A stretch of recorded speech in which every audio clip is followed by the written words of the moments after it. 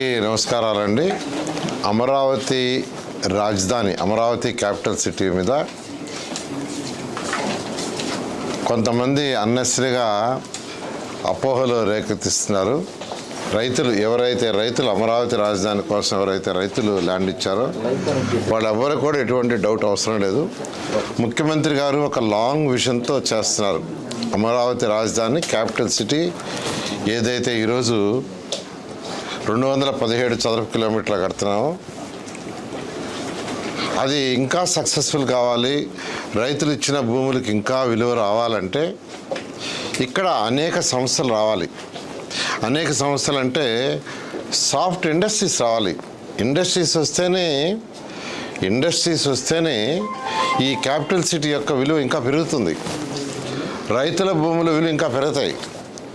Industries రావడం అంటే ఎప్పటికి రాదు. ఇప్పుడు హైదరాబాద్ ఈరోజు సక్సెస్ అంటే హైదరాబాద్ సరౌండింగ్స్లో, హైదరాబాద్లో అనేకమైన ఆర్గనైజేషన్స్, ఇండస్ట్రీస్ వచ్చినాయి. ఇండస్ట్రీస్ వచ్చినప్పుడే యువతకి ఉద్యోగాలు వస్తాయి, ఎకనామిక్ గ్రోత్ వస్తుంది.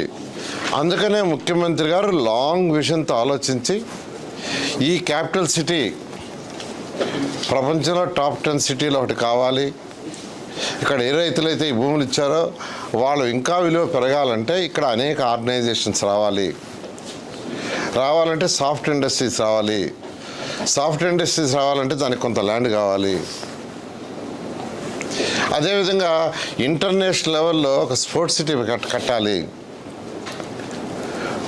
ఒలింపిక్ గేమ్స్ చేసే విధంగా మనం ఒక స్పోర్ట్స్ సిటీ కట్టాలి. దానికి కొంత ల్యాండ్ కావాలి. అదేవిధంగా ఎయిర్పోర్ట్, ఇంటర్నేషనల్ ఎయిర్పోర్ట్ ఉండాలి. విదేశాల నుంచి ఫ్లైట్స్ వచ్చే విధంగా, ఫ్లైట్స్ దిగేటట్టుగా ఉండాలి. అందుకనే విశాఖపట్నంలో ఎయిర్పోర్ట్ ఉన్నా భోగాపురం ఎయిర్పోర్ట్ తీసుకొచ్చింది. ఈరోజు హైదరాబాద్ తీసుకోండి, ఆ రోజు ఎయిర్పోర్ట్ కడుతుంటే అందరూ అబ్జెక్షన్ పెట్టారు. కానీ ఈరోజు అది one of the best airport. దానివల్ల వేల మందికి ఉద్యోగాలు వస్తున్నాయి. విదేశాల నుంచి ఎంతోమంది వస్తున్నారు.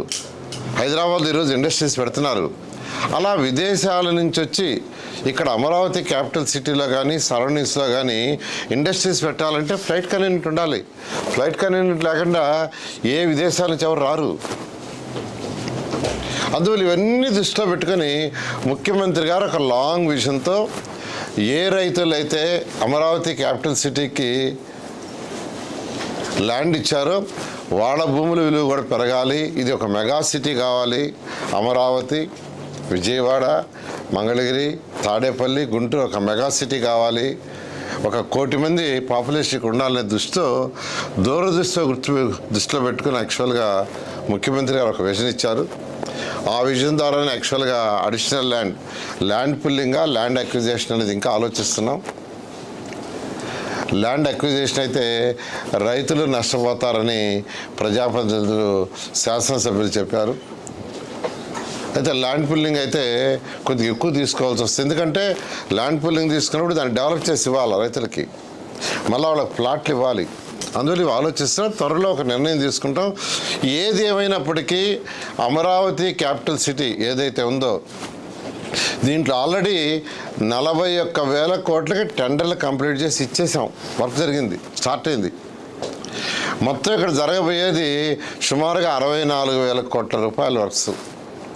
ఆల్రెడీ అథారిటీ క్యాబినెట్ 64,000 కోట్లకి పర్మిషన్ ఇచ్చేసింది. ఇంకా కొన్ని టెండర్లు పిలవాలా.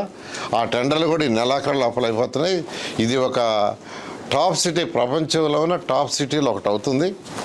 అయితే ఒక ఇన్ఫ్రాస్ట్రక్చరే అంటే రోడ్లు, డ్రైన్స్, పార్కులు ఇవన్నీ చేసినంత మాత్రాన ఈ యొక్క భూమి విలువ నిలవాలంటే, ఈ భూమిలో నిలవాలంటే హైదరాబాద్ ఈరోజు ఏ విధంగా తక్కువ రేటు ఉన్నది అమరావతి క్యాపిటల్ సిటీకి ల్యాండ్ ఇచ్చారో వాళ్ళ భూముల విలువ కూడా పెరగాలి. ఇది ఒక మెగా సిటీ కావాలి. అమరావతి, విజయవాడ, మంగళగిరి, తాడేపల్లి, గుంటూరు ఒక మెగా సిటీ కావాలి. 1 కోటి మంది పాపులేషన్కి ఉండాలనే దృష్టిలో పెట్టుకుని యాక్చువల్గా ముఖ్యమంత్రి గారు ఒక విజన్ ఇచ్చారు. ఆ విజన్ ద్వారానే యాక్చువల్గా additional land pulling, land acquisition అనేది ఇంకా ఆలోచిస్తున్నాం. ల్యాండ్ అక్విజిషన్ అయితే రైతులు నష్టపోతారని ప్రజాప్రతినిధులు శాసనసభ్యులు చెప్పారు. అయితే ల్యాండ్ పుల్లింగ్ అయితే కొద్దిగా ఎక్కువ తీసుకోవాల్సి వస్తుంది. ఎందుకంటే ల్యాండ్ పుల్లింగ్ తీసుకున్నప్పుడు దాన్ని డెవలప్ చేసి ఇవ్వాలి రైతులకి, మళ్ళీ వాళ్ళకి ప్లాట్లు ఇవ్వాలి. అందువల్ల ఇవి ఆలోచిస్తున్నాం. త్వరలో ఒక నిర్ణయం తీసుకుంటాం. ఏది ఏమైనప్పటికీ అమరావతి క్యాపిటల్ సిటీ ఏదైతే ఉందో దీంట్లో ఆల్రెడీ 41,000 కోట్లకి టెండర్లు కంప్లీట్ చేసి ఇచ్చేసాం. వర్క్ జరిగింది, స్టార్ట్ అయింది. మొత్తం ఇక్కడ జరగబోయేది సుమారుగా 64,000 కోట్ల రూపాయల వర్క్స్. ఆల్రెడీ అథారిటీ క్యాబినెట్ 64,000 కోట్లకి పర్మిషన్ ఇచ్చేసింది. ఇంకా కొన్ని టెండర్లు పిలవాలా. ఆ టెండర్లు కూడా ఈ నెలాఖరు లోపల అయిపోతున్నాయి. ఇది ఒక టాప్ సిటీ, ప్రపంచంలో ఉన్న టాప్ సిటీలో ఒకటి అవుతుంది. అయితే ఒక ఇన్ఫ్రాస్ట్రక్చరే అంటే రోడ్లు, డ్రైన్స్, పార్కులు ఇవన్నీ చేసినంత మాత్రాన ఈ యొక్క భూమిలో నిలవాలంటే, ఈ భూమిలో నిలవాలంటే హైదరాబాద్ ఈరోజు ఏ విధంగా తక్కువ రేటు ఉన్నది, రేటు ఎక్కువ వచ్చి నిలిచింది, ఆ విధంగా నిలవాలంటే ఇక్కడికి జనాభా రావాలి.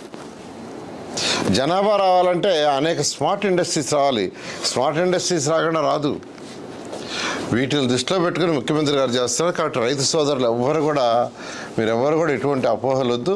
మీకు ఏదైతే మాట ఇచ్చామో ఆ మాట ప్రకారం ఈ ప్రభుత్వం నిలబడుతుందని, ముఖ్యమంత్రి గారి ఆదేశాల ప్రకారం చేస్తామని మరొకసారి సవినయంగా తెలియజేస్తున్నాం. అసంతృప్తి కారణమా లేకపోతే ప్రభుత్వం అంటే జనరల్గా ఏంటంటే అంటే రైతులకి నిజం చెప్పాలంటే ఇప్పుడు ఎవరైతే ల్యాండ్ ఇచ్చారో మా రేటు పడిపోద్దామని వాళ్ళకి ఒక డౌట్ ఉండొచ్చు. యాక్చువల్గా రేటు పడిపోదు. రేటు నిలవాలి, రేటు పెరగాలి అంటే స్మార్ట్ ఇండస్ట్రీస్ రావాలి. స్మార్ట్ ఇండస్ట్రీస్, నాన్ స్మార్ట్ రెండు రావాలా. అంటే అయితే మనం ఇక్కడ పెట్టే స్మార్ట్ ఇండస్ట్రీసే, పొల్యూటెడ్ ఇండస్ట్రీస్ కాదు. పొల్యూషన్ లేని ఇండస్ట్రీస్ పెడుతున్నాం. స్మార్ట్ ఇండస్ట్రీస్ పెడితేనే ఆ ఇండస్ట్రీస్ వల్ల ఉద్యోగాలు వస్తాయి. ఉద్యోగాలు వస్తే జనాభా వస్తారు. జనాభా వస్తే ఇంకా వాళ్ళ రేట్లు పెడతాయి.